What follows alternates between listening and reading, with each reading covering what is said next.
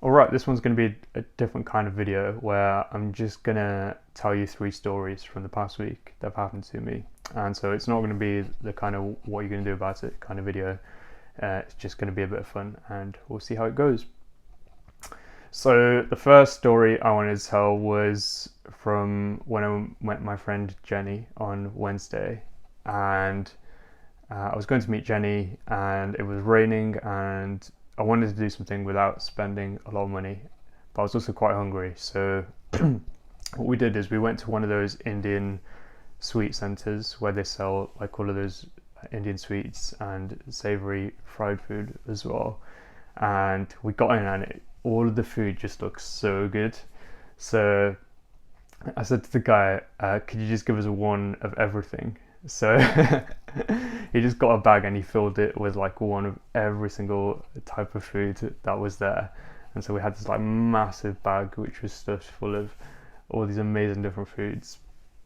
And yeah, we just had this whole full bag and we just sat down inside the shop and worked our way through the bag, sharing all the food together.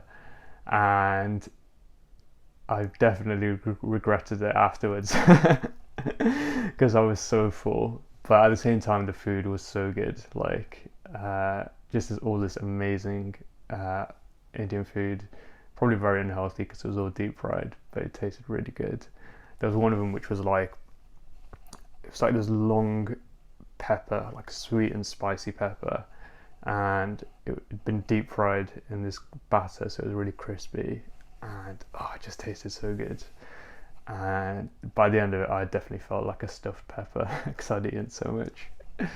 And what I kind of learned from that, well, I guess kind of like you don't need to spend a lot of money to eat good food and have a good time. So like just that, like going to this Indian shop, buying cheap food, and we just sat inside. Like they had two seats in the whole shop where people just wait for their food, and we just sat there and ate. And I enjoyed that way more than like any restaurant that I've been to, any fancy restaurant or fancy food that I've eaten. And yeah, it was just kind of nice walking around that part of Birmingham, and yeah, just kind of enjoying Jenny's company even more than any money could buy. So that was nice, and that was lesson number one. The second story, so I met my friend Henry on Wednesday, and we had this really interesting conversation about books, which kind of stuck with me. So Henry was telling me he was reading Infinite Jest by David Foster Wallace, and I said I was looking for a book that I could read before bed that was quite light, and he was like, no, this is definitely not that kind of book. And the really interesting thing, so he was saying how this book was like at times really depressing, at times really interesting, but a really heavy book. And so the question I asked Henry was like, do you feel better or worse after reading the book? I think he said like it's kind of complicated, like it's not really that straightforward. He couldn't really answer the question. And he said, you know, when you watch like a really sad film that's really well made and you feel sad afterwards, but you're kind of glad that you watched it.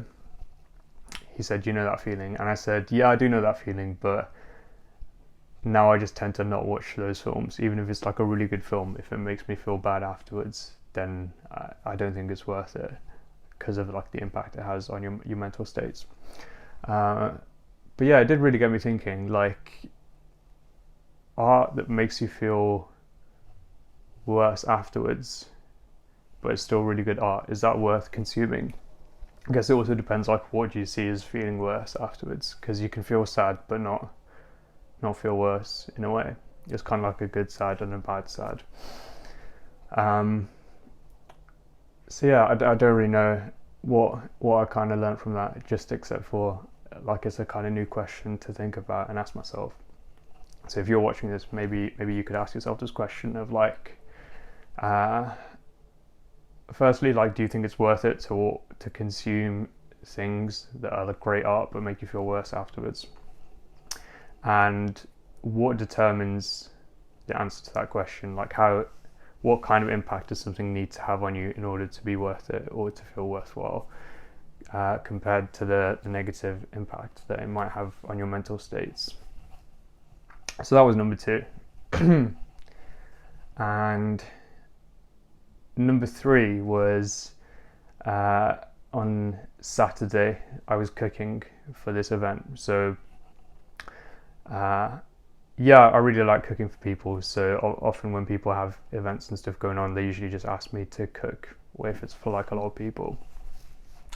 So I was doing one of these things on Saturday where I was cooking, and usually when I finish cooking the meal and I taste it, I'm usually really self-critical, really critical of my cooking, like this isn't as good as it could have been. Could have been a lot better, usually is a lot better.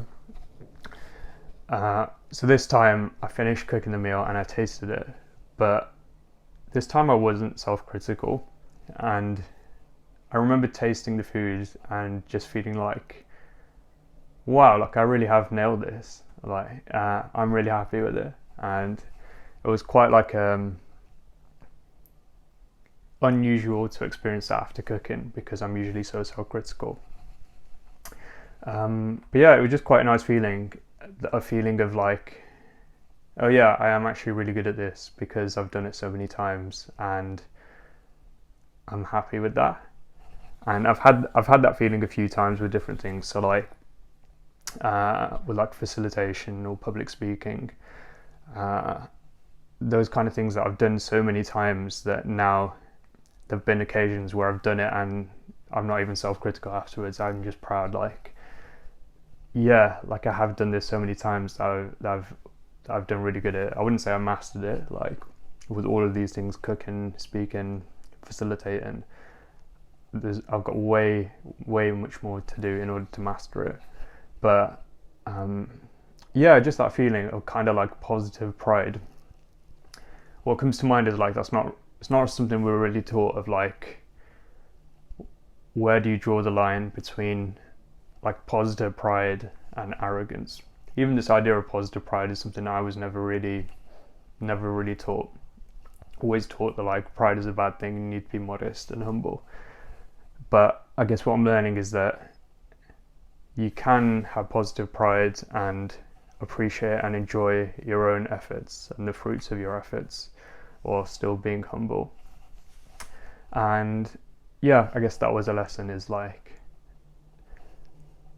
when you have put so much work into something and you've worked hard on it and you've grown, like it is all right to just appreciate and enjoy it and say, I've done a good job, while still maintaining that humility. So that was lesson number 3.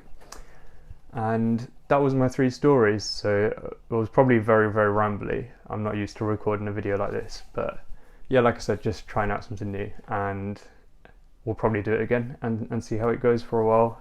And we'll probably also carry on with the normal kind of videos. But thanks for watching.